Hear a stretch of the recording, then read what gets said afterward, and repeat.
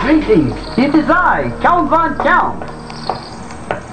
Do you know what the number of the day is? No? Neither do I. Well, right now we are going to find out.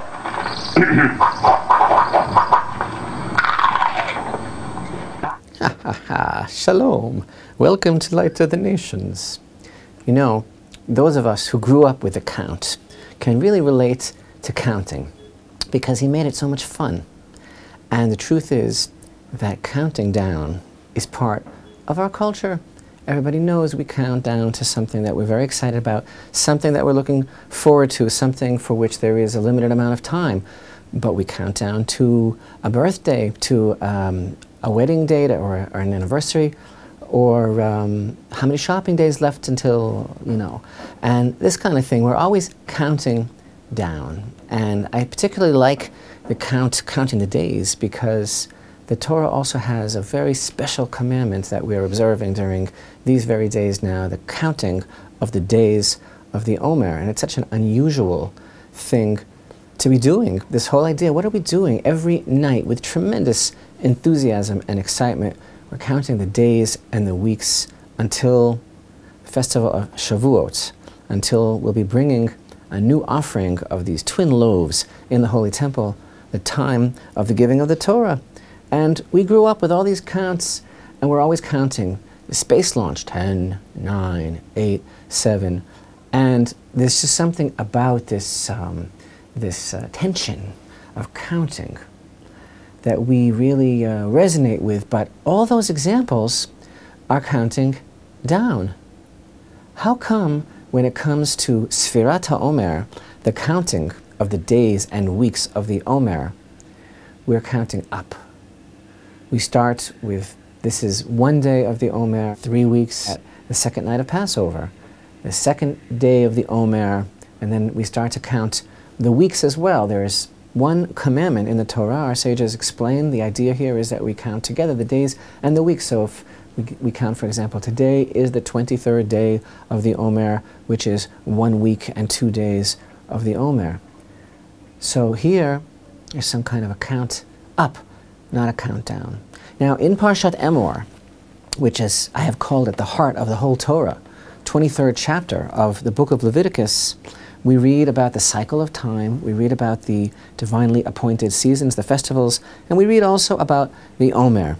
First we read about the Omer offering, the barley, which is brought in the Holy Temple the second day of Passover. Hashem spoke to Moshe, saying, "Speak to the children of Israel and say to them, when you shall enter the land that I give you and you reap its harvest, you shall bring an Omer," which is really a measurement, "from your first harvest to the Kohen."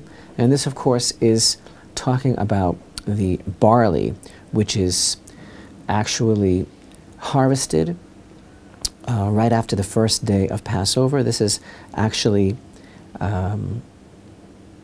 something that we have a great deal of discussion about here in the verses. Later on we read about the morrow of the rest day. You shall count for yourselves from the morrow of the rest day, the day after the Shabbat, which is actually referring to not the Shabbat day of the week, but the day that the Torah referring here to as the Shabbat, like the Great Shabbat, is Pesach itself.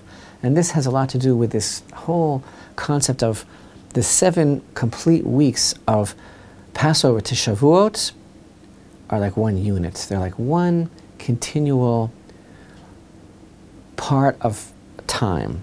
And Pesach itself, the first day of Passover, is called the Shabbat. And there's something very, very significant here. But the first part of the verses that describe the Omer in chapter 23 are talking about the Omer offering on the day that you wave the Omer. And here again, we're talking about Seorim, which is barley. And our sages talk a lot about this. We've spoken about this in the past, the whole idea about how when we left Egypt, we were on a certain constricted lower level of consciousness, albeit we finally got our freedom and we were released from the house of bondage, but there was still a certain concept of a limited mentality, a slave mentality. And that is kind of represented by this barley, this raw barley, which is animal food, it's animal fodder, it's not fit for human consumption. And then there's this process going on from Passover to Shavuot to the festival of weeks of the giving of the Torah, wherein there is a refinement, a certain kind of spiritual ascent going on, so that finally, when it comes to the festival of Shavuot in the Holy Temple, some sort of transformation apparently has taken place.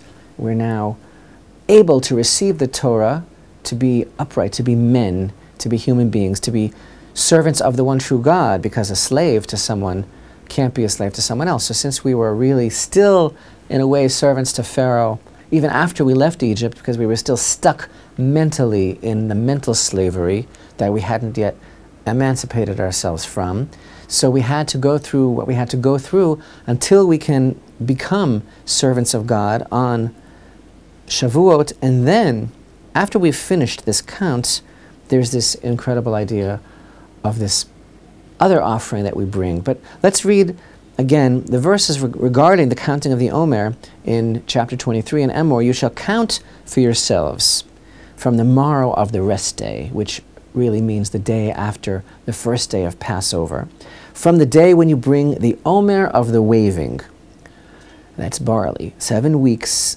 they shall be complete. 7 complete weeks from moment to moment. Until the morrow of the 7th week you shall count 50 days, and you shall offer a new meal offering to Hashem. From your dwelling places you shall bring bread that shall be waved, 2 loaves made of 2/10 ephah, they shall be fine flour, they shall be baked leaven, first offerings to Hashem. This is a very, very unusual scenario, that after we've completed this period of time, this count, then on Shavuot, in the Holy Temple, we bring this offering, amongst the other offerings, of two loaves of wheaten bread that are actually leavened, even though normally there isn't any leaven that's brought as an offering directly to the altar in the Holy Temple. So something is going on here. There's like a number of levels of reality that are superimposed on each other in this one section here of chapter Emor, of chapter 23 of Parshat Emor in Vayikra. There's the scenario of the Holy Temple standing, wherein, of course, all levels of reality are rectified and all the layers of skin are peeled off, and there's only one true reality that's being reflected. And then when the Holy Temple is standing, day after Passover, there's something going on very, very symbolic and very powerful in its enigmatic iconography of the deep impression that it's making on a person's psyche. There's a whole public gathering that's going on where everyone witnesses the cutting of this barley. And the barley is brought to the Holy Temple. And again, that's a lower level of humanity. It's not someone that's yet ready to take responsibility for being a man, because it's something that's very unrefined, this barley. It's something that is relating to a baser instinct. It's animal food.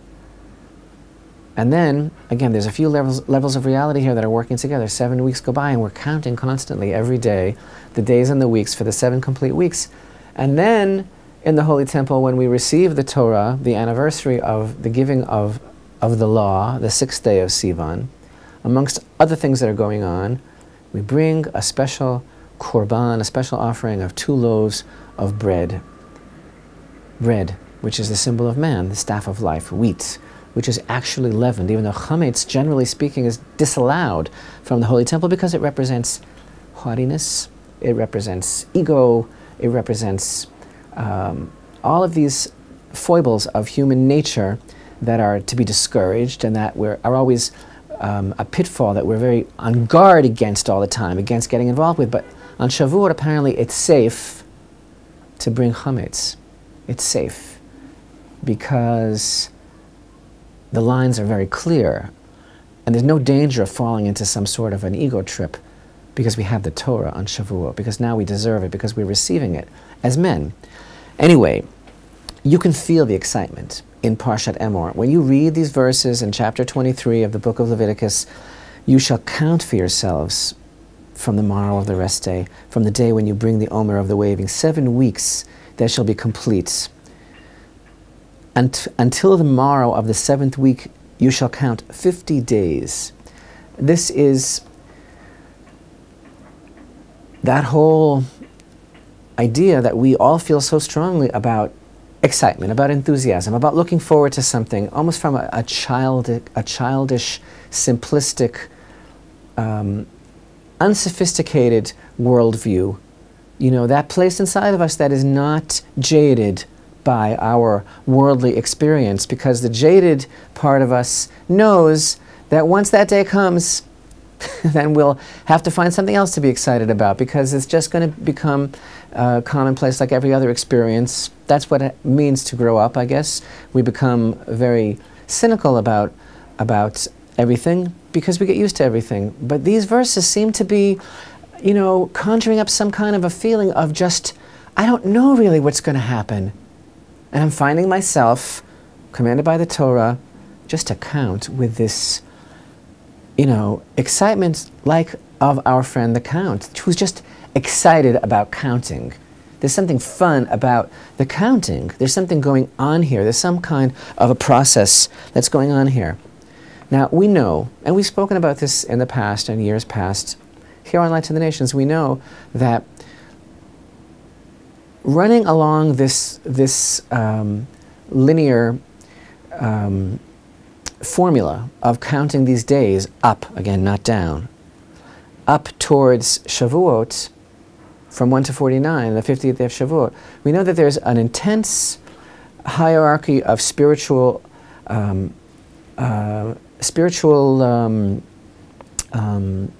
movements that is super embossed, overlaid, and intertwined with this whole experience of counting. This is something that the great sages throughout the ages, the Kabbalists, the various great luminaries have expounded upon the fact that, again, because of the fact that when we were in Egypt, we were still not ready for the Torah, we were still not really ready to be servants of the master, because we were still slaves to Pharaoh, and we got to go through what we've got to go through over these 49 days of count. There's something that can be going on, hopefully, in potential, spiritually, while we're counting. And the great masters, they really are very, very articulate about what's going on all sorts of levels of spiritual awareness, and even subconsciously. And again, it's something that we've spoken about in the past. I've been very fond of pointing out how these days are saturated with a certain degree of spiritual power, even unbeknownst to the civilian, who may find himself attracted to a particular idea or concept, or feeling some sort of churning, some sort of chaotic motivation that he can't exactly understand why. During these days, it's because these days, they're the key to the whole year of spiritual growth. And God in His compassion leads us where we want to go, even if we don't know it. And so people are conversing and dealing with their ordinary dealings, but there's really something going on. It's about the spiritual emanations, the Sefirot, the levels of illumination of God's relationship with the universe that are being revealed on different levels, consciously, subconsciously, subterraneously, during these days. And we can plug into all of that and hopefully change for the better, become men, become upright, be ready to receive the Torah, which means, again, not being part of an elite club, but being ready to assume astounding, sobering responsibility and accountability for everything that we do in this world and for the whole world. That's what it means to receive the Torah, nothing less. And all that is going on, all sorts of levels of spiritual dimension, and these are ancient ideas and very beautiful traditions that have been associated with the mitzvah of the counting of the Omer, which of course comes from this verse, verse 15 of chapter 23. The ideas expressed by our sages that as we ascend from 1 to 49, and we're counting off these levels, we're peeling off one more layer of skin every day, and it corresponds, the count, to a particular level of spiritual emanation. It's a little hard to follow, some sort of spiritual power that's being accessed, and it's reflected by Psalms 67. Psalms 67 is a very beautiful psalm, and it is, of course,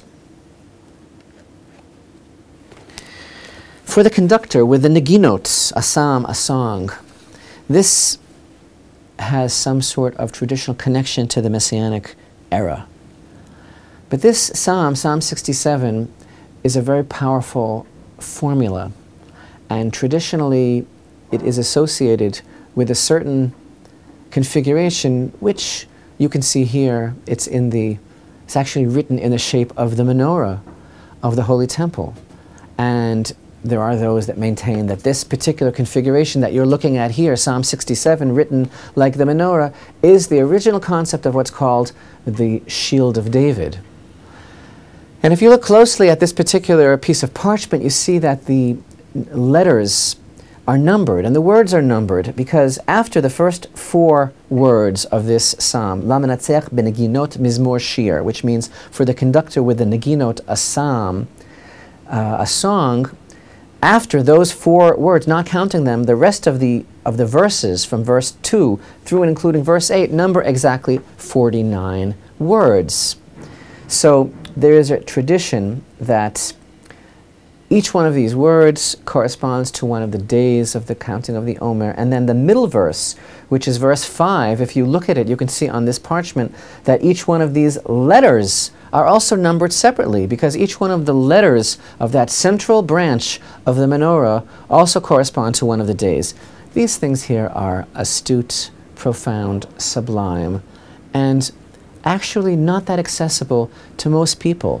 These things have to do with that rarefied world of kavanah, which means the art, the ability, the science of cleansing oneself to such an extent that it's possible to take control of one's thoughts and to aim our intent in a particular direction and align ourselves perfectly with a spiritual aspiration. Not everybody can do that. It's something to strive for. But the fact is that this commandment, the commandment that we find in Exodus, in Leviticus 23, of counting the Omer, it can't just be something that's reserved for great scholars and accomplished mystical practitioners who know how to line up their thoughts with the perfection of purity and cleanliness to the various spiritual emanations associated with these 49 days.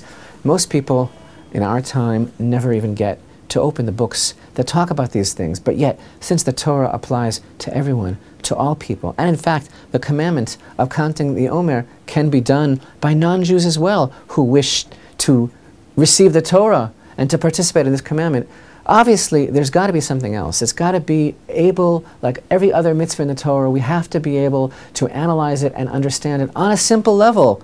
For those of us who can't get to the level of those letters and the permutations that are going on, and which is the layer of skin and identity that I'm peeling back on this day, and what is the name of this particular Sefirat. I don't understand those things, but I know I want to get close to God. I know I'm excited about counting.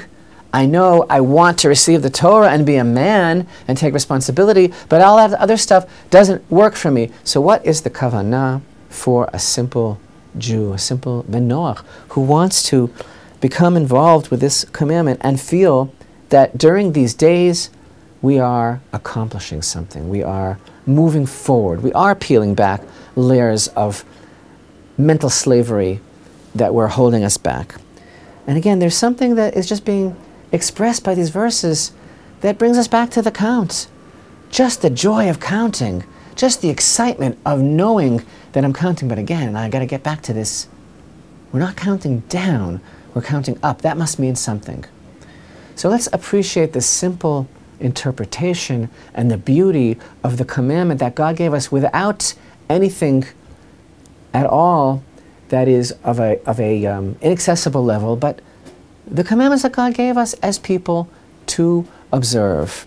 So we turn to a classic work, Sefer HaChinuch, which literally means the book of education, which is actually a work that systematically discusses the 613 commandments of the Torah that was published by a great rabbi who so much was against his own ego, that is to say, he was so much not looking for any credit, that this work, which is one of the pillars of understanding of the structure of the 613 commandments, was actually published anonymously in 13th century Spain. And it discusses separately each one of the 613 commandments from a legal point of view as well as from a moral perspective, and it talks about the methodology of how to observe the commandment, but also the spiritual and philosophical underpinnings of each commandment. So here, this great work, the Sefer HaChinuch, the Book of Education, talks about the commandments of the counting of the Omer. And in the section of his analysis where he talks about the roots, the underpinnings of the commandments, he says, simply put, the whole point of Israel's existence is the Torah. And because of the Torah, the heavens and earth were created. As the verse tells us in the prophets, if it wouldn't be for my covenant day and night, I never would have placed the foundations of heaven and earth. He says the Torah is the main reason why the people of Israel were redeemed and taken out of Egypt in the first place, so that they would receive it at Mount Sinai. And indeed, it is their greatest benefit, and it is more important for them than their actual freedom from bondage. And the whole point of our existence is the receiving of the Torah. And he says, we are excited about the day of the giving of the Torah. We are